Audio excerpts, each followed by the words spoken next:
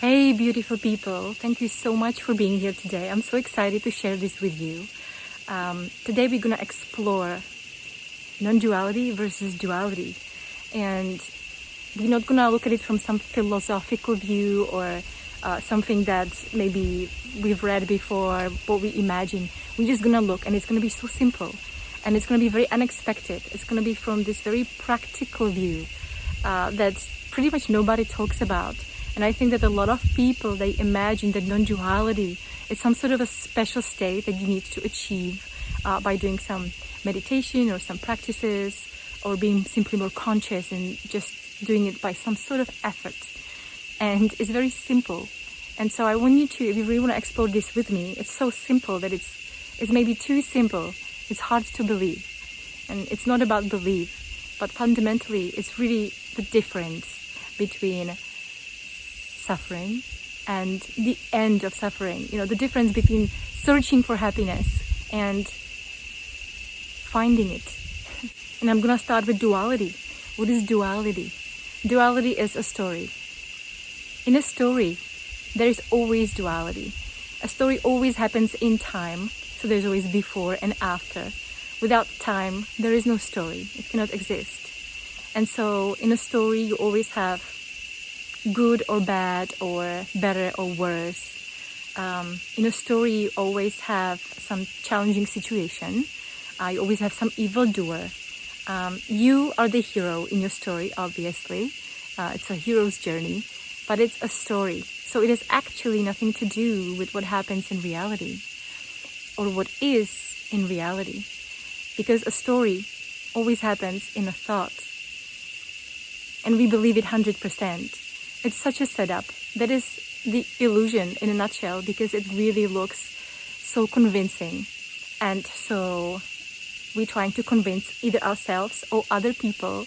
Just notice how we talk to people. We talk in stories. All day long, we try to convince ourselves about us being the good person and somebody else being the evildoer, and that we are right and we need to do the right things in order to be more worthy than others. And sometimes we do it by playing the victim, because that way we are just more moral. But I may be going too deep. Let's just stay with a story. And non-duality is basically what already is. There is no story in it. A story cannot, it just isn't.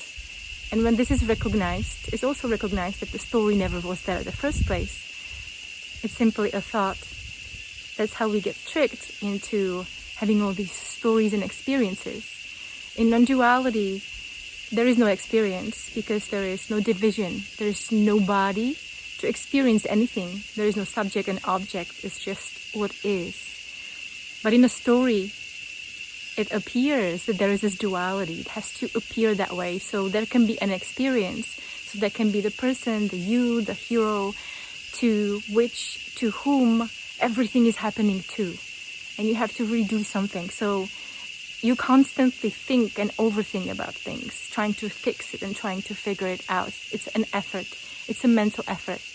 And it takes you away from the fact that everything is already just unfolding by itself and you have nothing to do with it. It's a story. It's a story that keeps us in this duality in which we can experience. And sometimes that is a lot of suffering.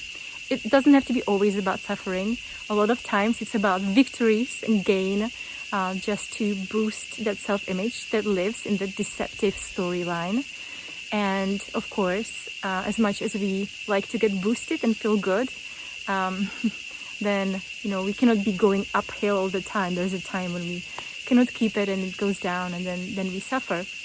We try to maintain that self-image, that false identity that we believe ourselves that we are. So non-duality is already this, and you will never achieve it in time. You will never achieve it with any kind of practices, because there is just it's just nowhere to go. And duality is stories that appear in thought, and they're very convincing, and convincing you who lives in the deceptive timeline about something else than what already is. And if you would like to read more about this, I wrote a book about the deep dive into the illusion of time, which is you can really see how time happens, time as a story, and really look into your own personal timeline and how deceptive it is.